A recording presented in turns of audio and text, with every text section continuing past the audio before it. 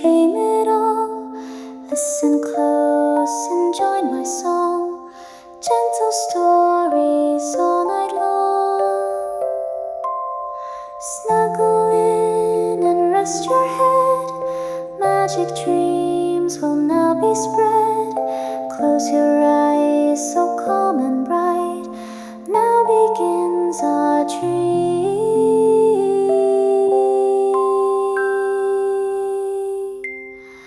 Tonight,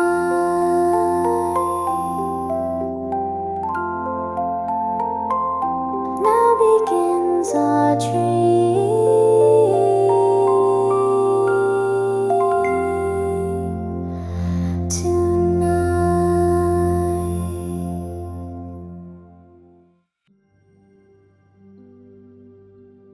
Lulu and the sky below the lake.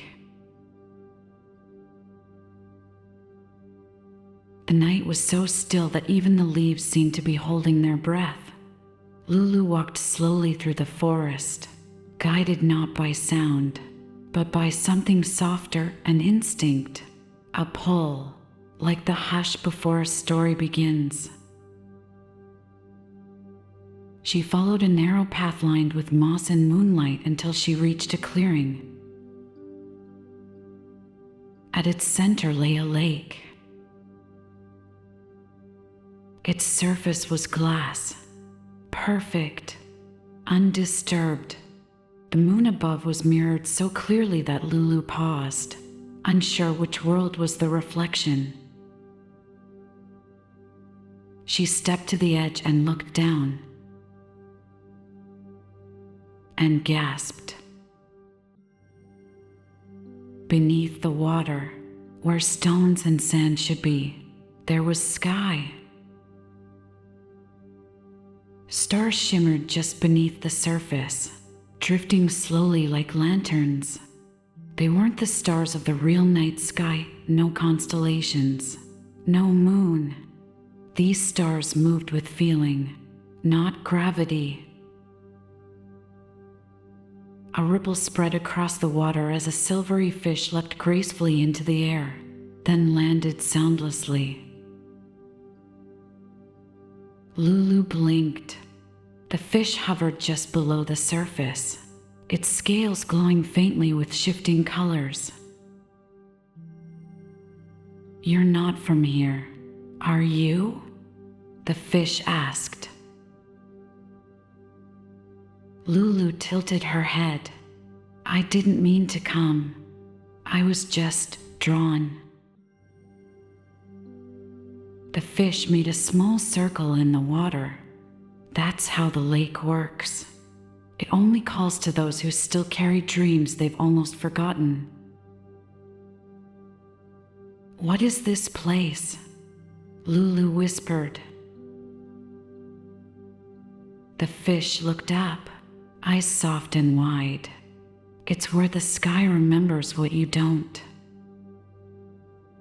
The shimmering fish circled beneath the surface, leaving a faint trail of light behind him like a comet underwater. "My name is Navi," he said, "but I don't remember where I learned it." Lulu sat down at the water's edge. "How long have you been here?" Navi gave a slow flick of his tail. "I'm not sure.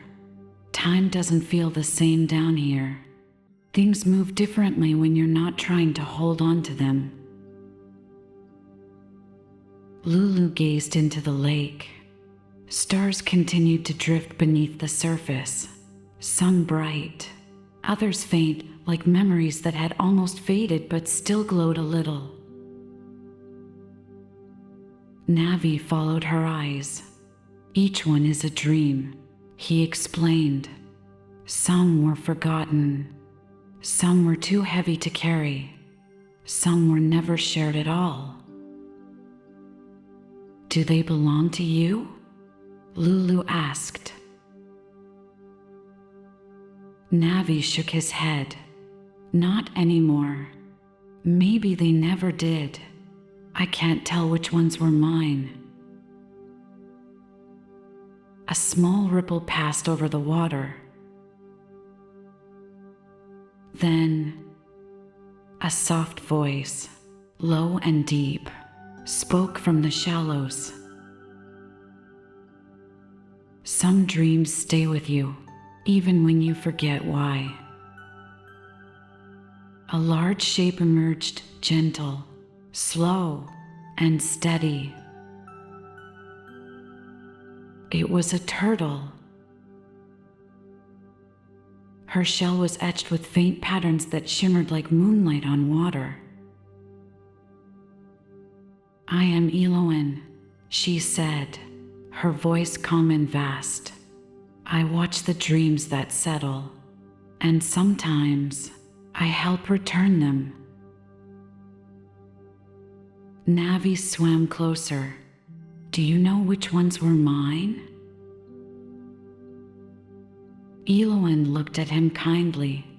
"No one can tell you that, little fish.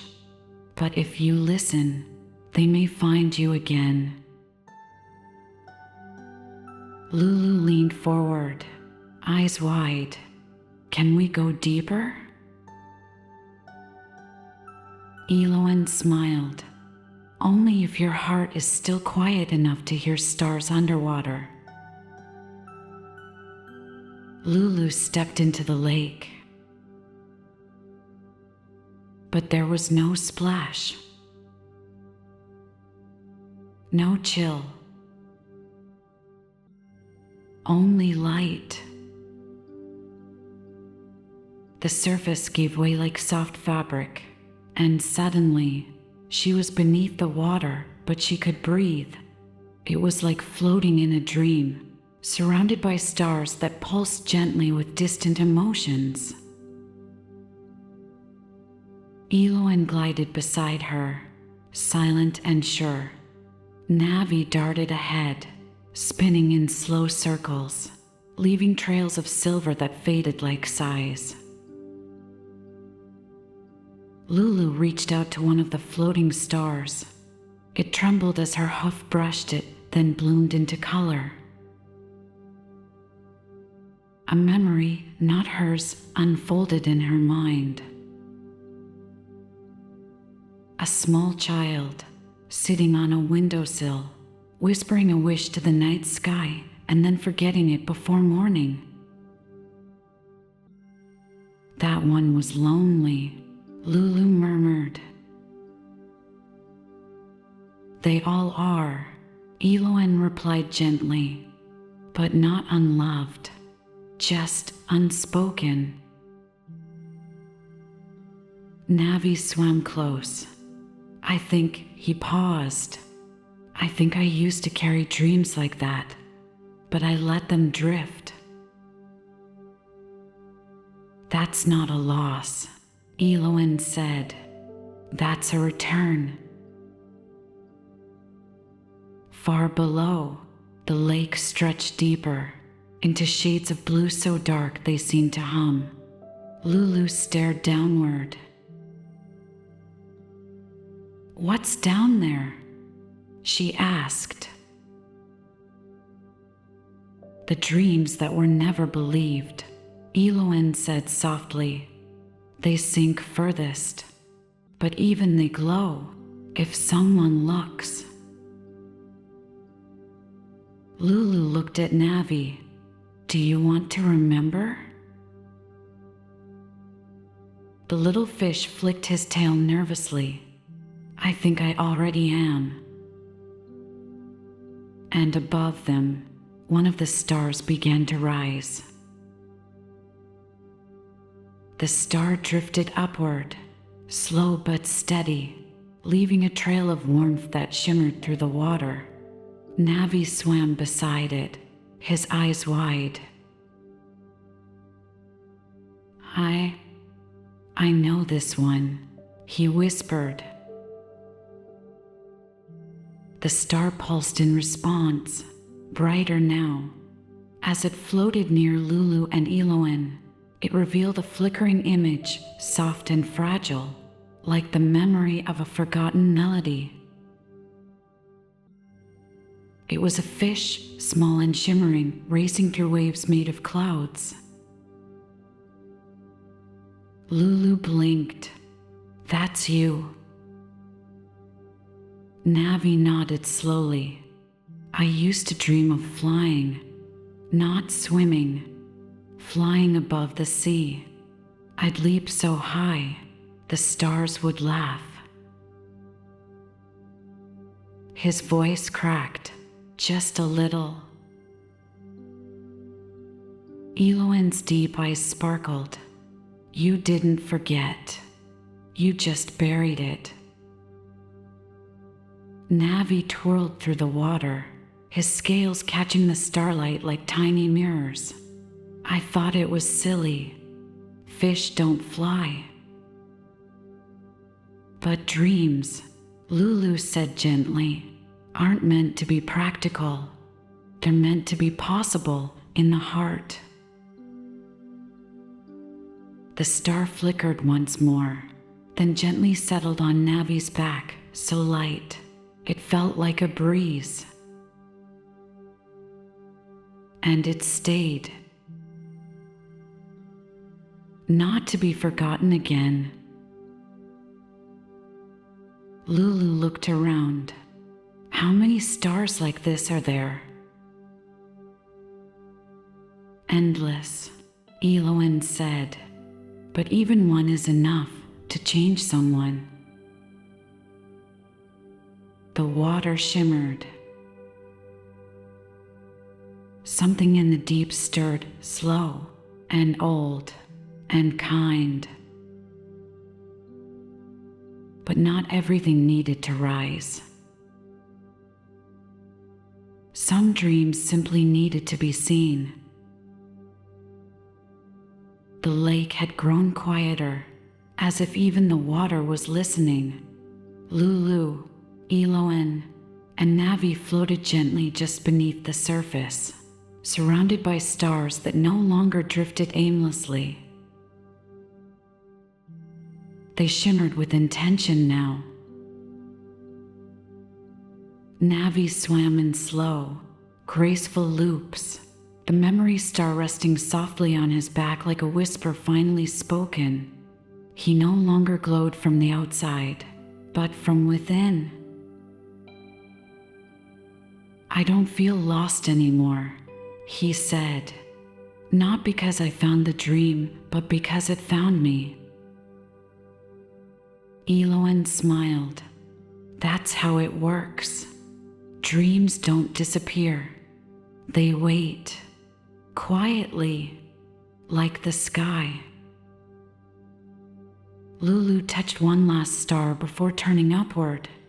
It pulsed, a child's laughter, a rainy day, the smell of something warm and sweet, a moment someone once loved and then let go. She sent it gently upward, and it rose back to the surface, back to the waking world. Together, the three of them rose through the starlit water until the surface welcomed them like a breath long held. Lulu stepped out of the lake, her hopes silent on the mossy edge. The stars beneath the surface faded softly behind her, but she could still feel them, like echoes in her chest. Navi leapt once more from the water, spinning joyfully before disappearing below. Eloan watched from the shallows, her voice like the wind through tall grass. "Come back when the dreams feel far again." Lulu nodded. She would. And as she turned to walk back into the forest, the sky above glittered, and the sky below remained, waiting.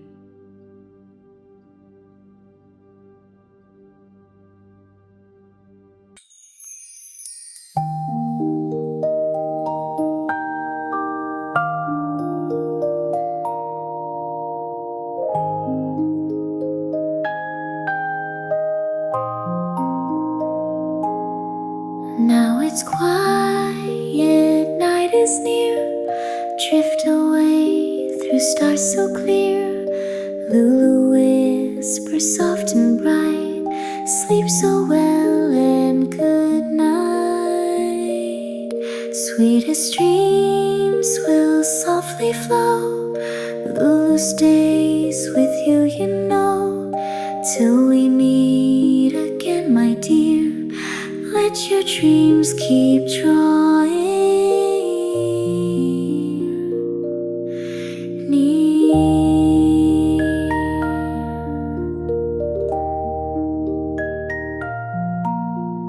Till we meet again, my dear. Let your dreams keep drawing